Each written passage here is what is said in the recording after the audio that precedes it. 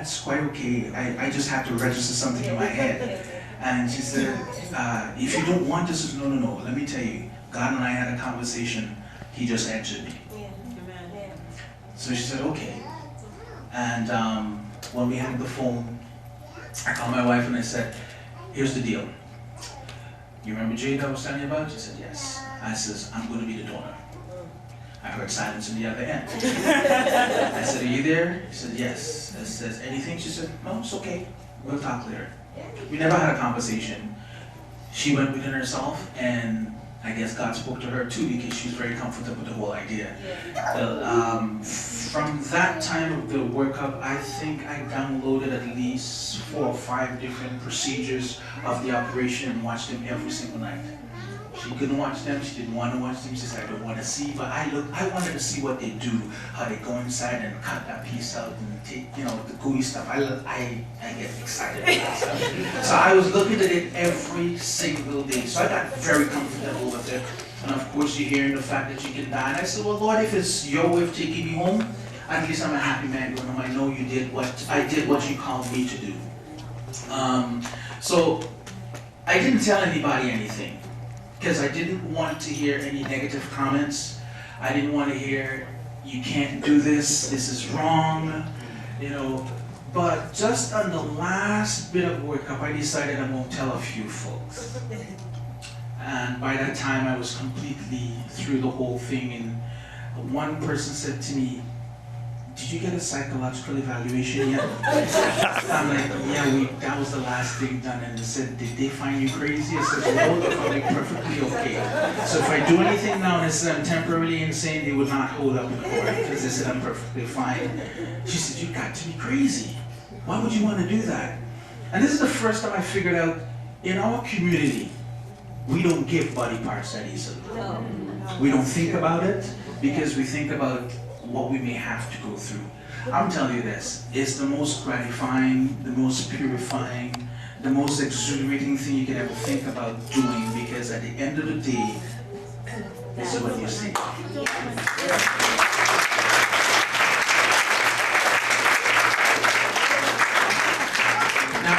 How can you not feel good about what you do? I mean, if I've never done anything good in my life, I know I just did something good. So I'm happy about doing what I did. The minor details of the after effects and the pains and the oxycodone you're going, which makes you feel really good, by the way.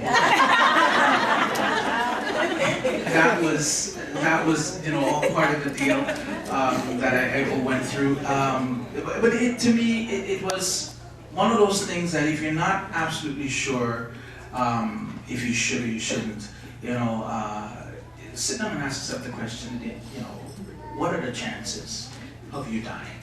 Technology has gone so far ahead now. At the time, I was the 301 operation that I've done. And my question then was, have you had any casualties? And they said, no. I said, then let's do it. Because if you never had casualties, I can't see having one now. And if you do, there's a whole bunch of people who will be on your case. So, but they did a fine job, did a fabulous job. I healed well. I went through the whole mind thing of it. I was so calm about it. The morning I'm going into it, that's God. If something tell you to do something bad, that's not God. That's not God. So there's something tell you, that's your own self, by the way. There's something tell you to do something good, that's God. So pay attention, because it may end up being for your own benefit. And for me, I gain a lot from this. I'm one of those people who used to fly off the handle of the flash. Road rage, I had it to the hilt. You cut me off, trust me. I remember one time I was driving home in 2008. It was, actually I was going to pick up my son. I was young in Bathurst and college, and this guy cut me off. But I said, he did not do that. So I sped after him, cut him off, braced him up by get Bathurst and blow, and I looked at this, and I realized it was a Rasta man with a joint in his hand. And I'm thinking to myself, this brother could have got a gun sitting with you, and I'm just pulling it all the way. And I looked at him with all the bones in my hand and says, you nuts! You do that again, you see what happened to you. And he's just looking at me, blessings, brother, blessings. I I drove off and thought to myself, you are mad. Today, I must say, I went for my year appointment. They say I'm doing very well, you know. They say I have a big liver. And last year, coming into this year, I adopted a different attitude. It's called, if you change the way you think, you will change the way you speak. You will change the way you act, which will change your entire life. I decided to adopt that. It took me a little while to get used to it because I will always fall off the wagon. You know, I started to change the way I think. People say something, you look at them and says, God, help me not to say anything because I don't know where they're coming from, you know. And then sometimes the other person that comes after them, I'll just blow up at them, and you know. So it took me a little while, but I eventually got a hang of it, and I'm still a work in progress, where I try not to lose my cool. I try to look at the other person when they say something to me that is negative, or somebody comes on to you and all they do is think negative thoughts or speak negative things. You try to redirect them. It had gotten to the point that I became so calm that people cut me off and I'm like, God bless you. And that my wife thought I was dying because she thought I had changed. It was not like me to be that way. My daughter thought, Dad has really changed. He's not as angry as he used to be before.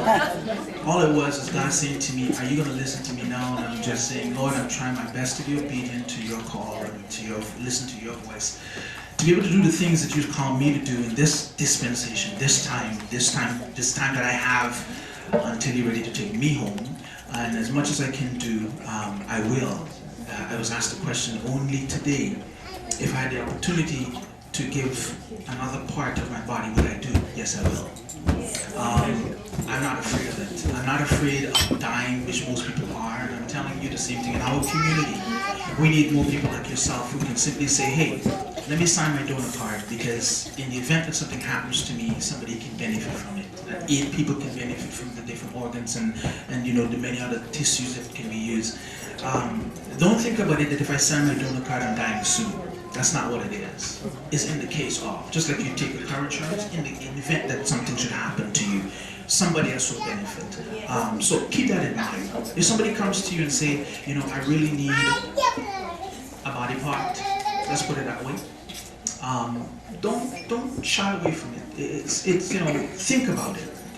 Don't be forced into it. Don't be conned into it. Don't feel emotional about it. That you know, I really want to do this. No.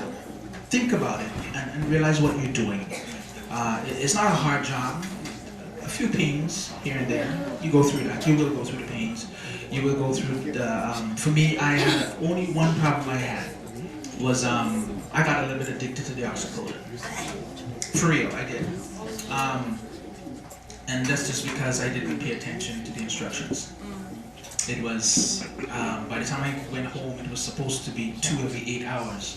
I was still taking 2 every 4 hours, so I got locked in it really fast. So even when I was in no pain, I still felt I had pain and I was taking it. So that was the only withdrawal, but I got over that. And you know, so you follow the instructions, you do what you're supposed to do, and believe you me, you will tell yourself, or you will recognize how healthy you are, because you have to be absolutely healthy to be able to do any form of transplant or any form of donation, by the way. And you know, to listen to Marlon, thank you for giving me the opportunity to listen to the voice of God.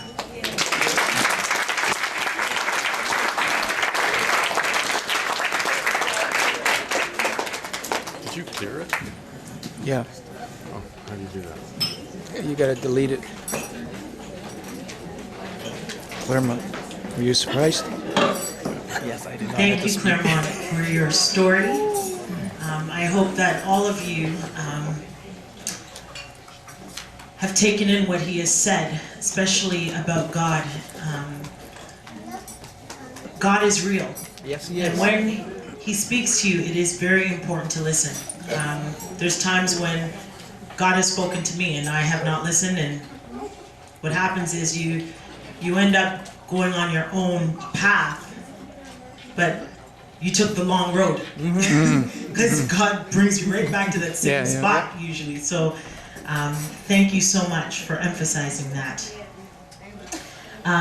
Before we wrap things up, very quickly, I have I believe, a couple more prizes to give away. So if